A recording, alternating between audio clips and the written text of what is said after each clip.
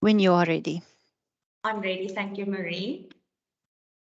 Good morning, everyone. My name is Adele Kutse, and I am currently the acting head of the Centre for Business Dynamics, where in the Advanced Project Management is being presented. And I would just firstly like to welcome each and every one of you who have joined us this morning. That is now all the current students on the Advanced Project Management program, as well as all our guests. We really hope that you will gain some knowledge and insight and find these sessions valuable. Secondly, I would like to welcome our custodians of the program, which is the program coordinator Marie Griebenau and Piet, Prof. Piet Jansen van Rensburg, who is our, Jansen van Vieren, sorry, Piet. That always happens, Adele, don't worry. I'm so sorry. Who is our lecturer on the program. Thank you, Pete, for facilitating these sessions and always keeping it interesting and lively. Marie, thank you for all your arrangements and just you are the backbone of this program, you and Pete, and it won't be a success without the two of you. So thank you very much for everything you do and all the hard work you put in. It does not go unnoticed. And then all our guest lecturers, so especially to you, Grant, who's the first guest lecturer, and then also to all the others in their absence. Thank you for bringing your industry experience to our students and for bridging the gap and closing the circle in the learning versus doing gap and just bringing your practical experience to the students and sharing your knowledge. We really appreciate it. Thank you. So please enjoy the sessions. Thanks, Adele. Thank you, Pete. Thank you, Adele. Grant, you are more than welcome to start your session. Yeah, thank you very much, and thanks for the introduction. I'm not a normal Zoom or Teams person, so I prefer being in front of people and interacting with people, but let's give this a go. I was going to share that presentation.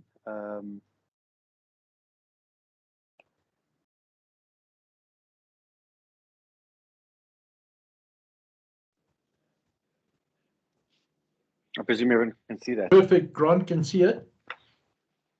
Yeah, so thank you very much for having me. My name has been mentioned already, is Grant Field. I'm the CEO of Fed Group, but I'm also co-founder of a number of other businesses, TechCity, Emergent, FieldSpace, Matriarch, and Telecoms. And those essentially are other businesses that have been set up next to Fed Group that have other specialities in terms of a big, broad platform that we're trying to build, which we aim to go live in 2025. And they look after everything from IoT to machine learning, and Fed Group itself essentially looks after financial services, everything from investments to risk.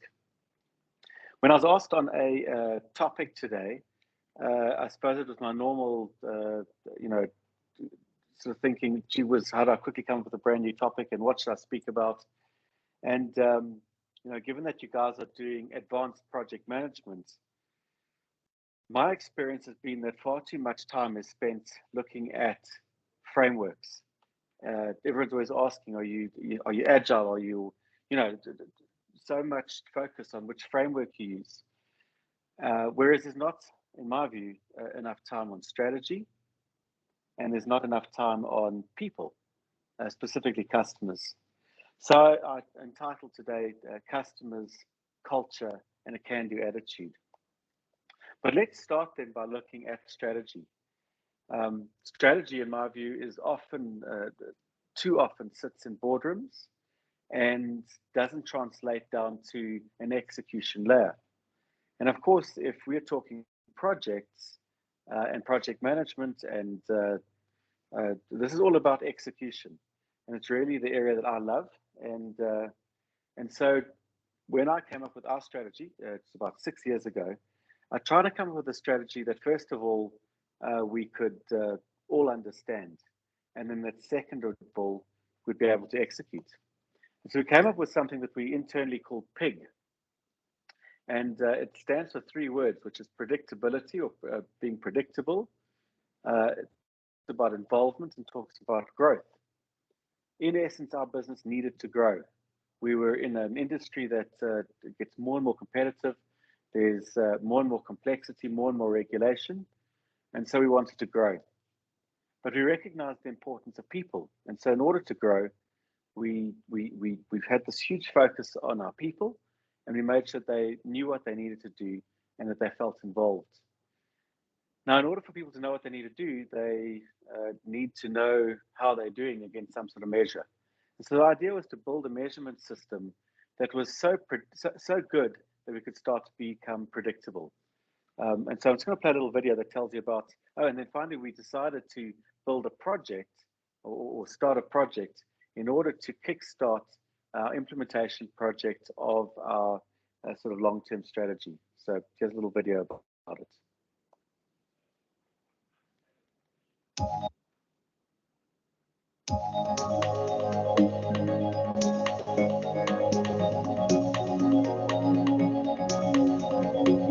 In 2016, financial services company Fed Group ran an internal campaign to motivate staff. The CEO introduced Project PIG, which stands for Predictability, Involvement and Growth. Project PIG uses a bespoke algorithm to measure internal business targets. This includes everything from client response times to paperwork processing. All this data is then centralized, tracked and analyzed. To maximize performance, we decided to merge this state-of-the-art technology with a much older piece of equipment, a vending machine. We even designed it to look like a pig. A customized IT solution linked the vending machines to Fed Group's internal diagnostics. When targets aren't met, the pig remains sad and blue. But when targets are met, it turns a happy pink and automatically dispenses free chocolates to the staff. We even created specially branded packaging for the project. PIG is a vending machine that is explicitly tied to our measurements with no human intervention. So there was a technology challenge there to actually make this PIG aware of how the admin system was performing, but we've solved that, we solved the measurements, and now every time those measurements are met, the PIG opens up and everyone can go and get free food. And it's not about getting a free chocolate or whatever it is. It really is the fun, interdepartmental challenge of trying to get the PIG to open up. And what's more, every time that PIG does open up, he gets more greedy and it's harder to open it up the next time, which just drives the performance of the company forward. The PIG vending machine. Smart, simple, sweet.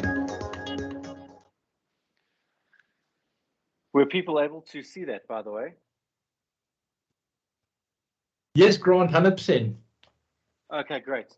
So this is essentially the very first sort of project that I kicked off when I took over the role as CEO 6 years ago. And it really aimed at trying to, in a practical way, allow people to understand how they were doing, allow people to understand how the company was doing, and to bring some sort of fun and involvement to what was going on. And I think that what was nice about this is that it also became one of the bigger projects we had done at the time. There was a lot that needs to be done. It's not just about opening a vending machine, but essentially we brought together every single measurement in our business. And today we measure every single measurement with a 15-minute accuracy. That's every debit, every credit, every buy, every sell. You name it, we were running it in a single system. And so we did this because I also believed that the world was in constant change. And I actually decided today, I went back and looked at a talk actually that I gave to this very same sort of series in 2019. And I've got a couple of slides that I played back in 2019. Of course, now we all know that the date is significant because not long after that, we end up with 2020 and everything that unfolded there. But the topic that I spoke on was around change. I just want to show you a couple of slides here, also starting with a little video.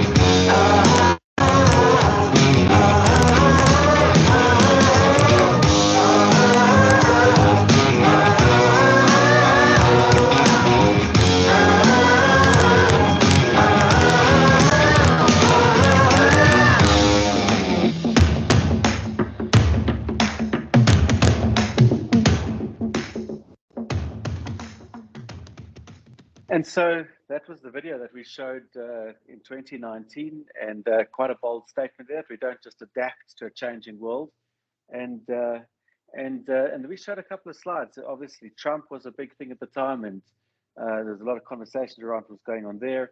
Obviously, politics more generally and around the world, and of course there was some political unrest that was starting to happen. And I think that phrase just is so beautiful. When elephants fight, it's the grass that suffers. And of course, there's two powerhouses that were fighting at the time. There's now different powerhouses fighting, but the theme is the same. And meanwhile, in Africa, we had our own nonsense going on.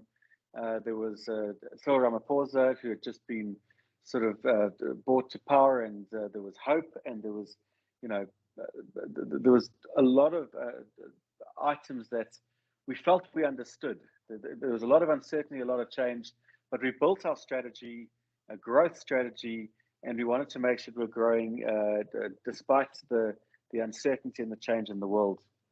And this is the last slide that I sort of closed out on in terms of talking about the change. I spoke about regulations, competitors, and consumers. And just in our industry, the regulation is constantly changing.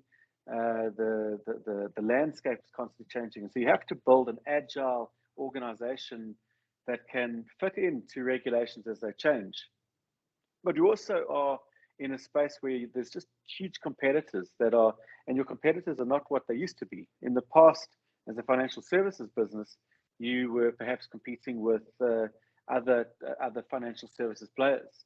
Then it was the banks, and then it was the telcos. But now it might be your social media platforms. It might be some sort of small startup that finances things differently. So the competitive space is unbelievable. And then, of course, consumers. Consumers don't consume the way they used to. In the past, everyone used to have a financial advisor, and they had a financial advisor for their entire lives. But now this is changing, and so we recognize that the world is going to be changing. It's changing quicker than ever, and we made sure we built a strategy taking all of this into account. And having done so, we decided to build something totally different. And after about a year and a half of working behind the scenes, we also, by the way, looked at just in terms of trends. So not only did we look at the change that was happening, but we looked at the future trends. So those can be technology trends, they can be social trends. And from a technology point of view, we were interested in IoT, machine learning, blockchain, peer-to-peer. But in terms of social trends, we were interested in things like sustainability, food security, water, education, the political dividedness. So just wrote down a lot of themes. And then we literally decided to try and build something totally new. And this is the advert for the video, for this product that we built about 4 or 5 years ago now, as a result of trying to build something very, very different. I'm David Hasselhoff, obviously. Let's talk about impact farming. From Fed Group, you'll own profit-producing assets on commercial farms like beehives, solar panels, blueberry bushes. Fed Group takes care of all the hard work while you get the cash. Call it your side hustle without any of the hassle. Wait, no hassle at all? Not even the hassle? Get the Fed Group app and start investing. So that was literally the result of sitting down, trying to design something different. I wanted us to compete in a space that was different. It was kind of sick of competing with the banks and the big insurance companies and just pretty much every other big player out there. So decided to do something different, and then just put our money where our mouth was. We spent the largest amount we'd ever spent on sort of marketing, sort of 3 to 5 times what we'd spent on marketing. I doubled our staff, so we had grown significantly in terms of our capabilities, and just really under a huge growth curve. We went on a capital raise. We raised about 1.2 billion rand, and suddenly there was COVID. And overnight, our world's changed. We were not able to lend through our normal lending channels. Through our life license, suddenly started to get reports of the fact that people were going to be dying, and people who were insured would be, paid out. And as a small business, and we are relatively small, and certainly we're a lot smaller then, we started making R500,000 rand losses per day. So you look at that, and you suddenly realize that there's a lot of work to be done. And anyway, so we needed to decide very quickly what we were going to do, and in essence, we actually straight away started a bit of a think tank. Just in terms of time, I can't unpack everything, but we started this think tank, and we started working 24 hours a day with people working in shifts. So we'd be running 12-hour shifts, and we'd have these handovers. And we came up with, in under a week, we came up with just all sorts of ideas, everything from just trying to retain our current business to brand new products. And then we set in motion a number of projects very, very quickly that were aimed at trying out some of these new ideas. We built a brilliant product in under 4 weeks using our technology we have that was able to detect COVID fairly reliably, using respiration rate, using air quality control, and a few other methods. And we actually started to roll this product out. And long story short, we just had no success. We realized that we didn't have the same data that the medical aids had. We didn't have some of the contracts that were being given out by government. The product worked. It was perfect. But it just was being beaten by the lack of us having access to the right channels, as well as some of the clipboards. Everyone had a clipboard, and everyone was just trying to do what was required from this COVID virus. So we were making R500,000 rand loss a day. We tried a few different products, but our PIG, sort of our PIG strategy, had always had the assumption that we needed to grow. The P had allowed us to get a really good ability to predict what was going on. So we had almost real-time measurements of what was going on in our bank accounts, what was going on in terms of our products. And we very quickly realized that we needed to grow rather than try and shrink our expenses. There's only so much you can shrink expenses. And so that's essentially what we did. We used all the work that we'd done in the prior years. We just put in more effort, became more focused, but we carried on with exactly the same strategy that we had started pre-COVID. And so the show, the world changed, but the show must go on. And for us, it very much did. We almost came back to work as soon as we were allowed. We had our own COVID protocols and the like that showed us that people staying at home were getting a lot more sick than people that were coming to the office. And we all came back, and we just carried on working. And so the show must go on, and it has. And there's a great book I was reading not too long ago that spoke of the Jewish concentration camps. And it spoke of the fact that in those concentration camps, there were 2 types of people.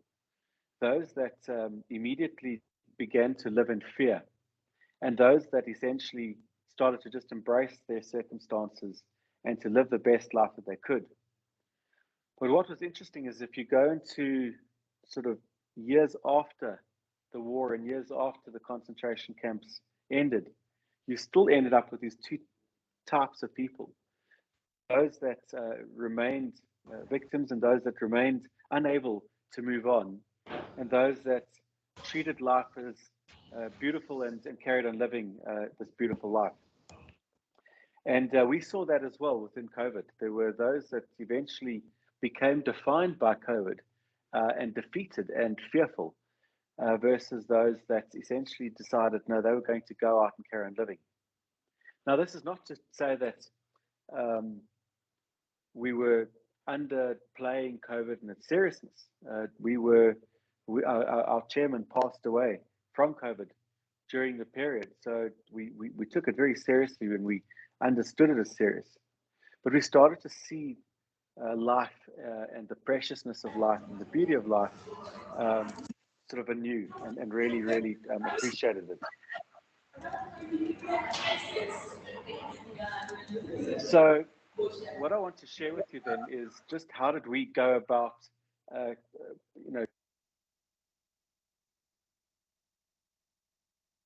Grant, we just lost your sound.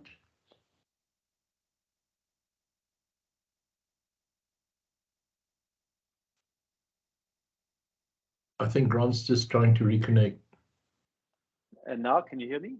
Yeah, can you hear you, Grant? Okay, so not quite sure how long I went quiet for. Not very long. I immediately told you. Okay, great.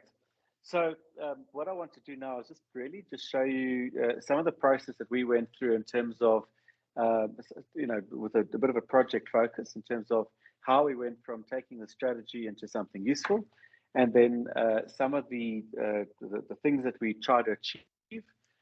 Given that this is a university course, I've got a little framework as well that we've built internally that we use, and I'll kind of go through that a little bit, and then I will make sure that I bring it back to that theme that I've said, which is around customers, culture, and a can-do attitude. So how did we do it? As I told you, we came up with the strategy that was a growth strategy. By the way, our growth strategy is a 40-page document, so it's not just, oh, we need to grow. It goes into a fair amount of detail. And we put that down into a nice, simple thing that people understand. In the years that have followed, we now have an annual roadmap. So we take our strategy, which then goes into a roadmap, and that roadmap tells us what we want to try and achieve on an annual basis. We then take that roadmap and we bring them into what we call OKRs, which are a bunch of and their key results, but I'll unpack it a little bit just now. But having come up with this PIG that we wanted to do, the predictability, the very first thing we started was just to build some dashboards, which was more difficult than one would think. But we built dashboards everywhere. They showed us everything, our sales numbers, they showed us our telephone calls, emails, faxes, unreconciled numbers, SARS requests, you name it. So if we go to modern day Fed Group, we have a business where every 15 months we know every bank balance, every debit, every credit, you name it. We can measure everything. And of course, this is what essentially saved us during COVID, because we had detailed numbers that were so accurate, we built forecasts. And our forecast told us, well, yes, you're losing X amount per week or X amount per month. But if you carry on with the management, if you carry on along the path that we've planned, we will never go below zero. And so every single month we'd look at months of losses and pat ourselves on the back because we knew we were ahead of the targets that we'd set for ourselves because of the management actions. So that predictability became absolutely crucial in what we're trying to do. The second thing that we did early on is we actually gamified everything, because these measurements, whilst they're in a dashboard, they're somewhat useful, but they're a lot more useful if everyone starts to understand what they need to do in order to make things improved. So I want to show you what we call Fedtropolis, which is a game that we built in-house which kind of links the P in the pig to the I, which is around involvement. So people are involved and know what they have to do.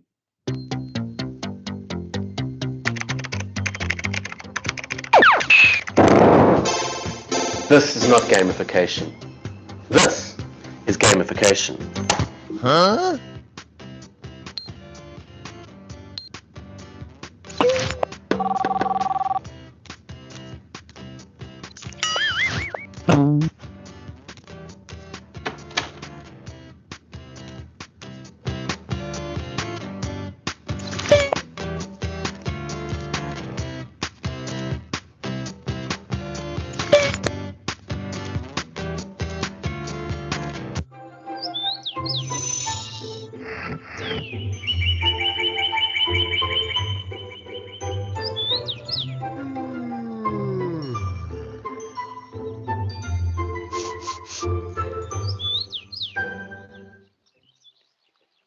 So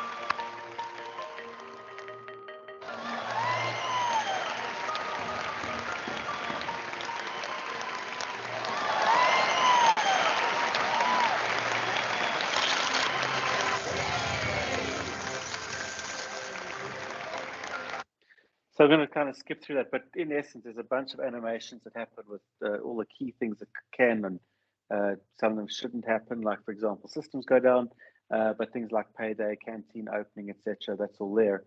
But in essence, every single department and every single person is represented on this game. Now, you can start to see that this allows people to see what they need to do and how their department is working. So no one ever sees individual scores here. They see their team scores, so they can see how their team is doing. Now, in order to do this, you need the right culture. You need a culture where it's totally comfortable to say that there are problems in a certain area without people feeling intimidated. But you can see that we understand what's going on in various different areas. There's investment, was that this is marketing, for example. Again, every single one of the people are real. So I've got my own avatar in there, as does every single one of the staff. This is our software guys. You can see just different worlds that we've built. And this is a genuine game that runs around the business. I've actually got a full-time game runs in my office. Maybe I'll turn the camera onto that just now. And it essentially shows us a good understanding of how all different aspects of the business are doing with this graphical language. So right now we're looking at distribution.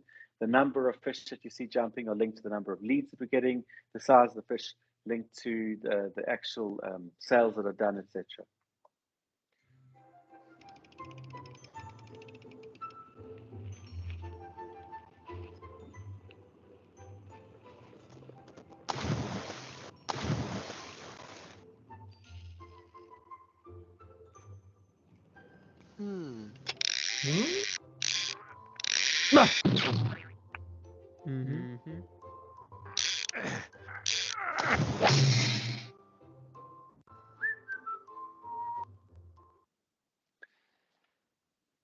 So I told you that every single person is in here. So basically, you can set up the basic characteristics of a person. And in essence, we've built a full gaming engine behind the scenes so that we can get this really cool idea of what's going on with our business. Again, you can see that now the predictable measurements start to get into involvement. There's the vending machine opening when certain things happening. There's the rewarding of a company SLK on a monthly basis, which someone gets to drive around, and a number of other rewards.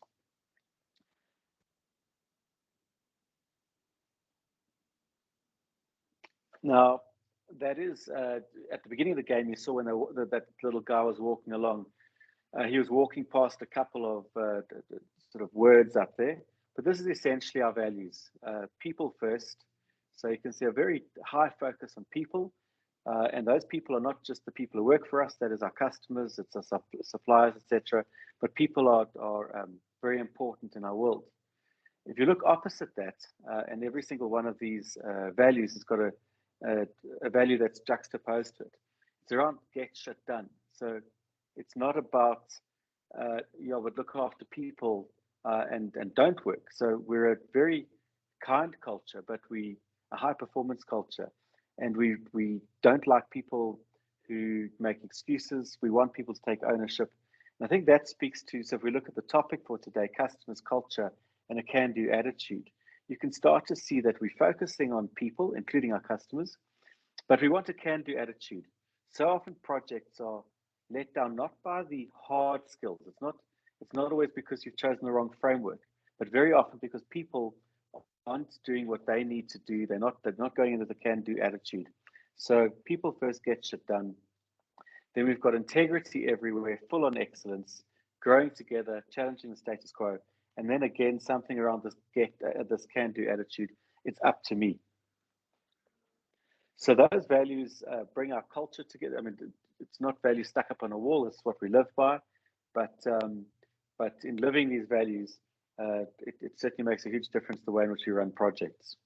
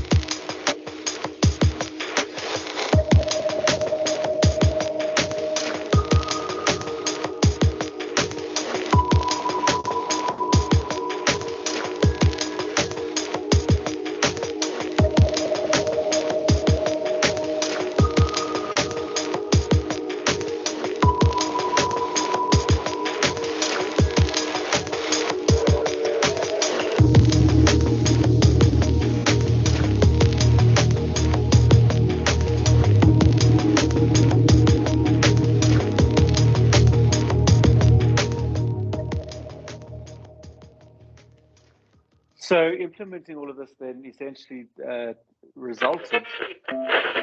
Now, sorry, I'm going to skip that. But in essence, going ahead with this P and this I around the strategy ultimately results in our growth. And as I said, we were growing really quickly up until COVID came along. But once we took a little bit of a wobble and decided what to do, we essentially carried on. We carried on growing. We grew more in the last 2 years than the first 28 years of our existence. I saw in that video there that was talking about 10 billion rand worth of assets under management. Last month, we did R500 million worth of sales. So this strategy, where we focused on growth in a very simple way, it's not some complex, complex thing. It's around making sure people understand what they need to do. They've got a tight feedback loop, and they feel that they're adding value. They know what they need to do in order to be involved and result in our growth. So this little framework then, since you guys are studying advanced project management, there's a framework that kind of breaks down the various frameworks that we use in our organization from a project point of view to kind of get things executed. So in the middle is this PIG. It's just really what we're trying to do at the moment. We want to grow and everything that I've rolled out or spoken about thus far. Around that, we recognize these three pillars that always need to work together: people, technology, and process. From a technology point of view, we have written a single system that looks after every interaction of every single client. That the types of products we run are, for example, wills, group pension funds, money markets, our impact farming product that I'll sort of go into a little bit just now. But we also run a full IoT or Internet Things business, a full machine learning business. We run a full internet service provider. So this system is very wide and very deep. But that technology, we're not just a technology company. We're also a process company. So constantly recognizing the importance of getting process right. And then, of course, who builds people, who builds processes, people, who builds processes, who builds technology as people. And so we're constantly finding that we don't have enough people, or we don't have enough technology, or we don't have enough process. Certainly coming out of COVID, we definitely fell down on our process, and we've had to work really hard to build that up again. And as we go around, constantly hiring more people, fixing the technology, changing the process, etc., we've got a couple of different lenses that we use to look at to look at our organization. I want to start at the top, which is obviously an agile lens. So, in order to execute new technology, new processes, new people, new projects to work towards our growth goals, we use an agile methodology mostly. We take the bits that work for us. We've changed from the way I used to run projects, which was chaotic, which was a whiteboard and a pen, and now we've moved into a much more formalized agile process. But that is the sort of, what's that? Grant, no, I just wanted to say, it's like your chaotic was actually good agile. And when you said earlier, it's like you don't necessarily push the methodologies, but Grant has got such a perfect example of making his people agile. So they will use whatever tools they need to make sure that the process office and the project office is agile. I promise you, when you walk in there, they're sitting on the floor, they're writing on the boards, on the walls, but the delivery that comes out of that is like just magnified by 10 from most other agile shops. So Grant, I'm saying is like that agile, by making the people agile, is actually delivering much more than trying to panel beat agile methodology into everybody. Yeah, thanks, Pete. I think that, you know, I came from an industrial engineering background. We were taught how to run projects, and for me, there's only a few very important. I mean, there's a number of useful tools that you can understand, etc. But in essence, you have a critical path, and you need to understand what that critical path is. And almost always, that critical path is made up a lot of waiting time when people are making decisions, if you actually break it down. And so if you can try and minimize that decision time, which then really boils back down to culture, because you have to build a culture where people feel comfortable making decisions and where they have the data they need. So kind of then that moves me then onto the left there, which is, you know, we once a week, well, every 15 minutes, as I say, we can walk past and see every major measurement. But just as importantly, every single week, myself and my full executive team, as well as the CEOs of my other businesses, have approximately a 40-page report to read. And that 40-page report is 2 pages on every sort of major area of the business. And we understand everything that's happening in our business, including the things that are difficult to measure. So, you know, not just taking the easy things that you can measure with a number. We get into the content and understand what's going on. Anyone's allowed to call anyone else, you know, say this person's blocking me. That's also culture. You need to be able to go and say, Grant, the CEO is blocking us. Great. That's what you need. So again, you can see just a different way in which I'm tackling projects, which is to say, if you don't have the right culture, you end up people gaming the methodology. You need a culture that is a can-do culture, that is focused on your clients, that gets things done. During COVID, one of the things we built, as I said, was this really cool framework where essentially we could detect COVID and we could do some cool things.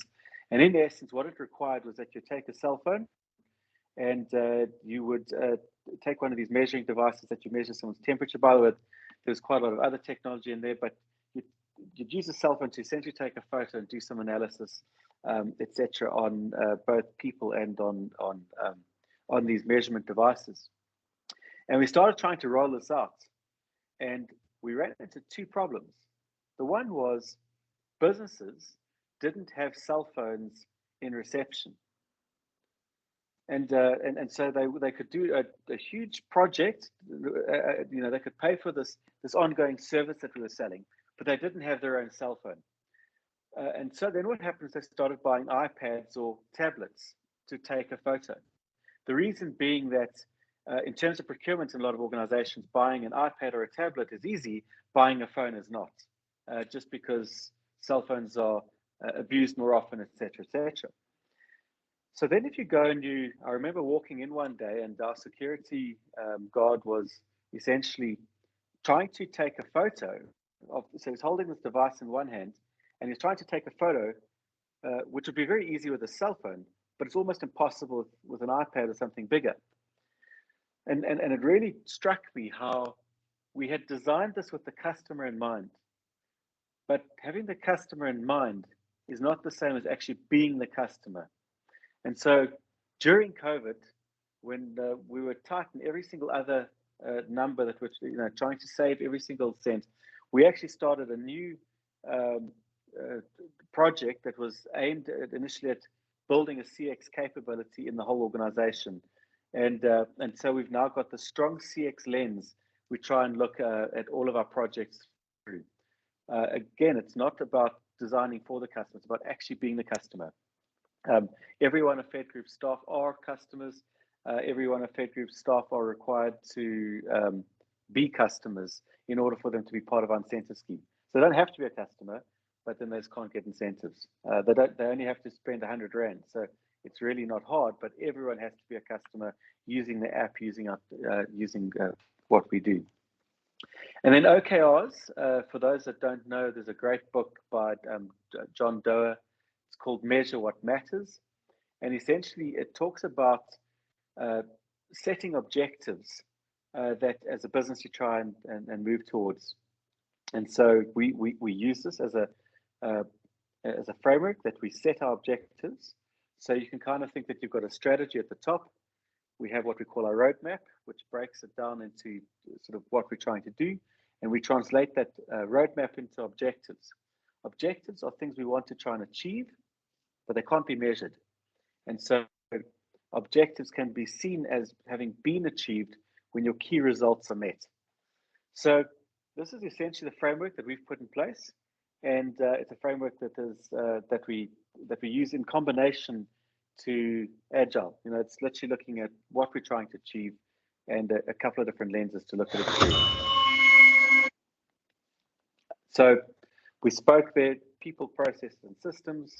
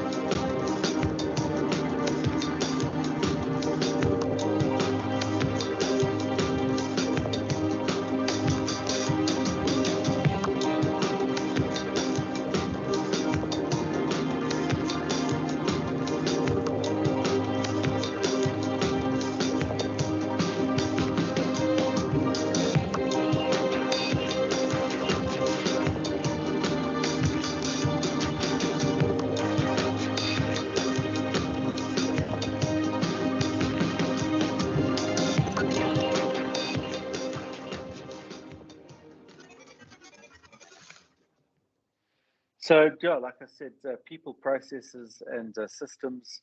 we've been on a decade-long journey, and it's a very wide, very deep system, and essentially allows us to get physical access to the world and put it into a virtual layer. So we understand, we kind of join the visual and the physical really closely together. We use an agile framework, like I said, to actually work through our projects, get them done. Don't know why there's that annoying noise every time. We go through OKRs, essentially making sure that we're doing those. Our CX, talking to our customer experience, and just looking at time. So I've got a lot I can talk on. I'm just going to I'll choose what I speak on here, but I think just talking about customers. So many projects ignore the customer totally, and like I spoke earlier about the involvement of our staff, if they can understand your customers through the correct lens. So often customers are spoken about with a non-emotional lens. We try to do the opposite. We try for people to understand who their customers are. We run a very broad range of products. One of them is called the Beneficiary Funds. We call it Beneficiary Care. And essentially when a person passes away, a mother or father, the money that they had in their pension fund can be placed into a beneficiary fund. And we run a beneficiary fund with about 20,000 members.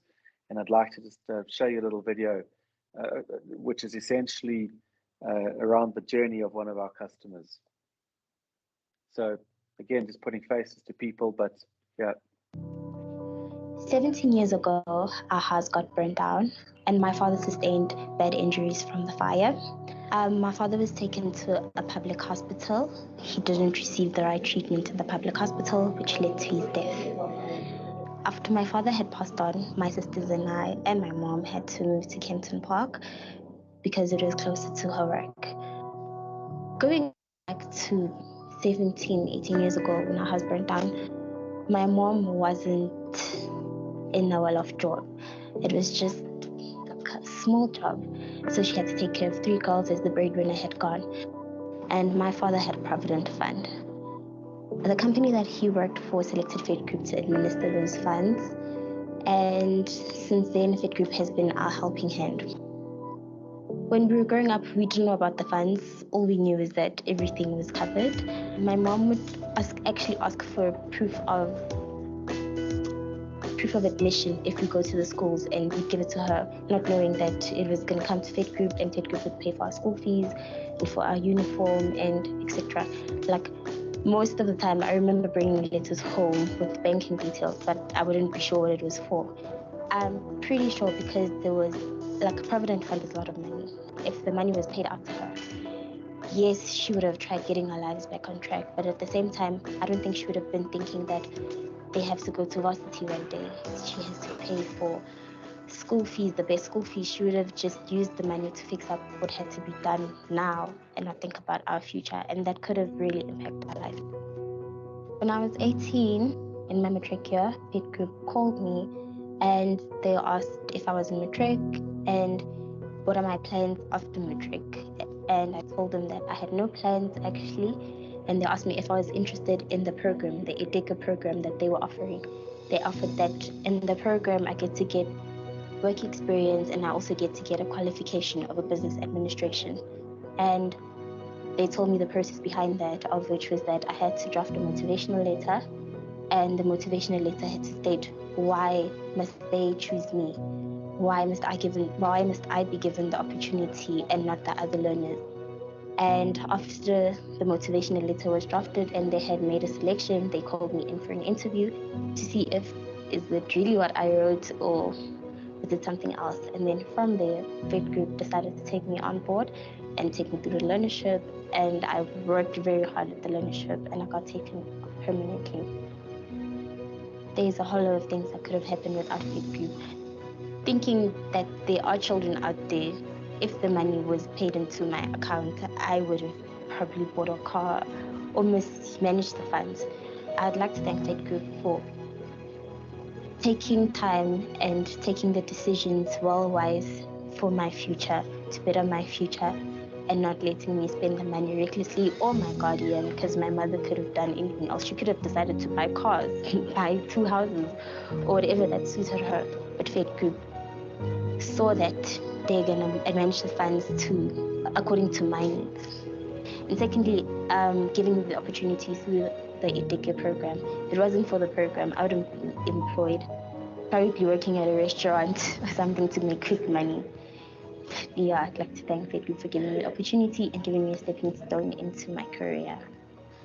I'm Given Masitana Munarain. I'm aged 21, and this is my story that I'd like to share with you.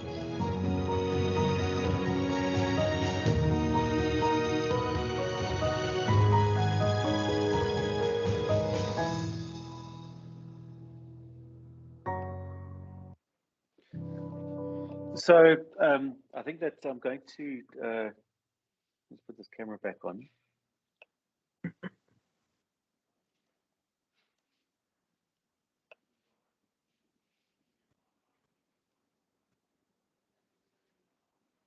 Who's sitting next to Iris there, Grant? Is that Steph? That's Steph.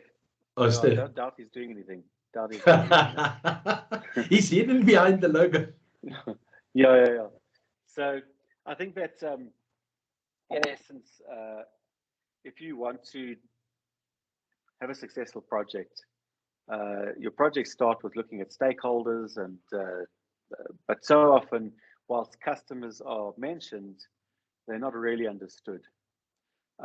Second of all, in many projects that I've seen over the years, luckily not in our group, we've got a wonderful culture, but in many corporate cultures, the cultures are toxic, and it doesn't matter what framework you use.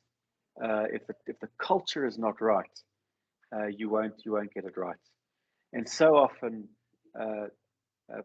the culture is wrong because people are building products that don't make sense. They're building products that are not good for consumers, etc. And so I believe that that's what we have gotten right. We build some beautiful products that make a difference. We really are passionate about what we do.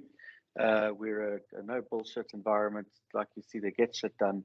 So we're kind, but we're hardworking, and we all arrive at work with a can-do attitude. And I think that is what makes our projects work. I think I'm going to turn the camera back on. Well, it doesn't want to let me. Oh, there we go. And yeah, I mean, I've got a lot more that I can show you guys, but if there's any questions, I'm happy to take questions. Or I mean, yeah, Grant, please, if you don't mind. I just want to say, Grant, thank you very much. And you're such an example, and I've known you for years and admired you for years, and I've been engaging with Fed Group as well. And it's just, when you walk in there, you actually feel the energy. It's so amazing when you use technology to empower and automate, but you're giving people the agility and let them, like Grant says, do shit. You know, it's like, what an amazing empowerment statement. Right? Just don't come up with excuses, just come up with results.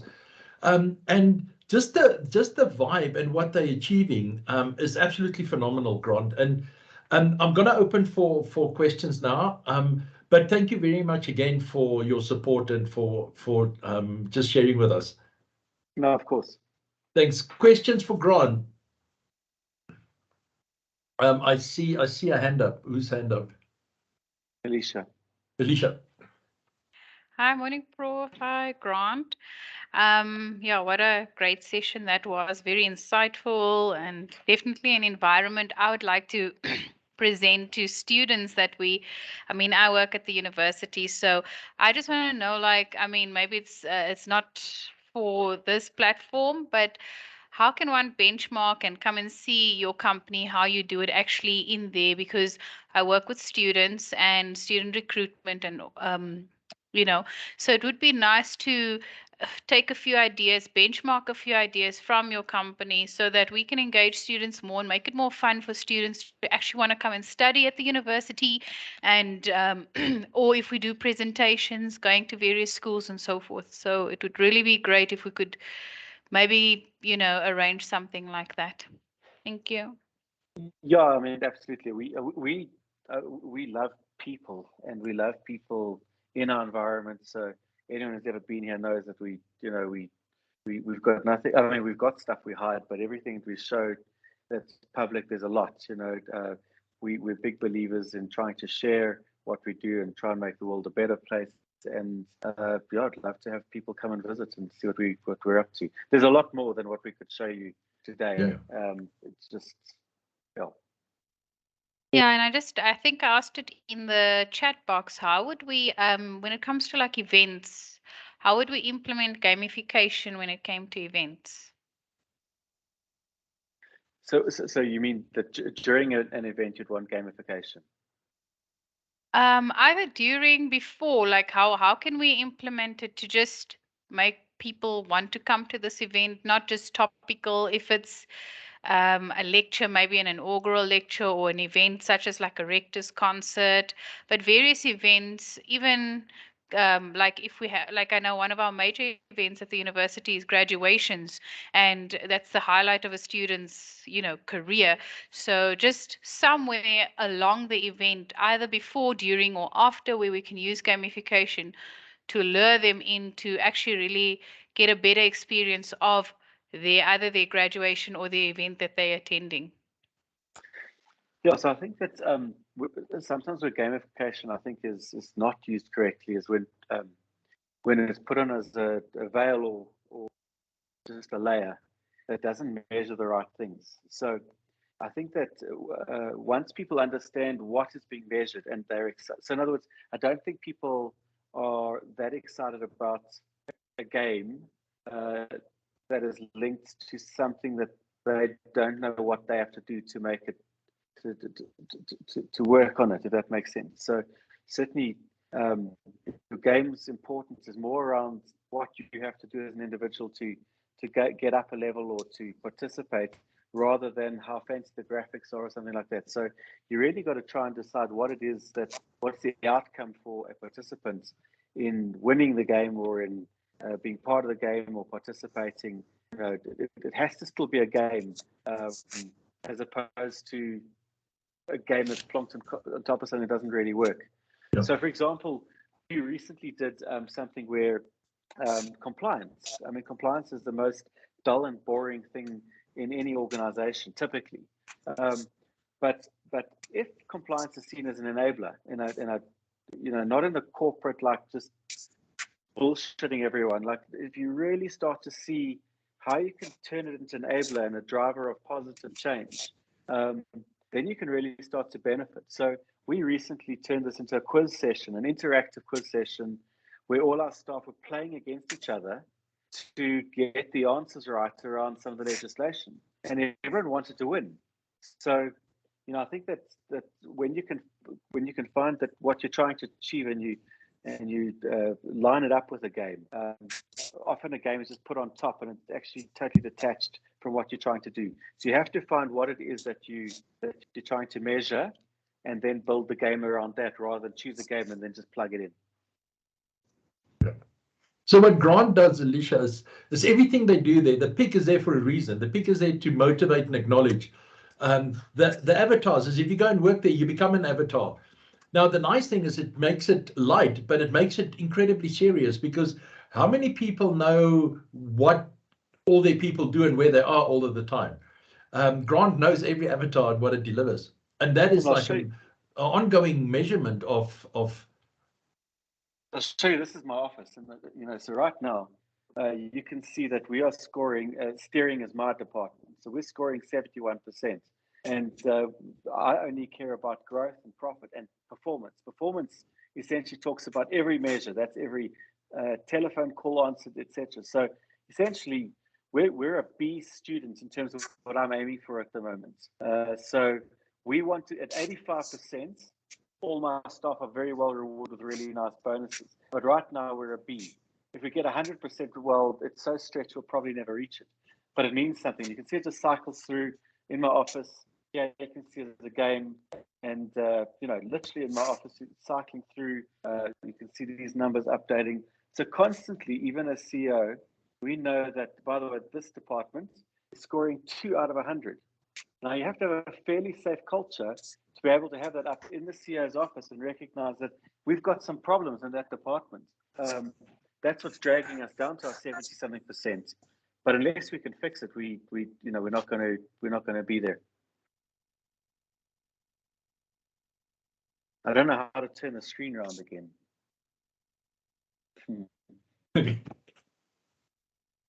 Any more questions for Grant, guys?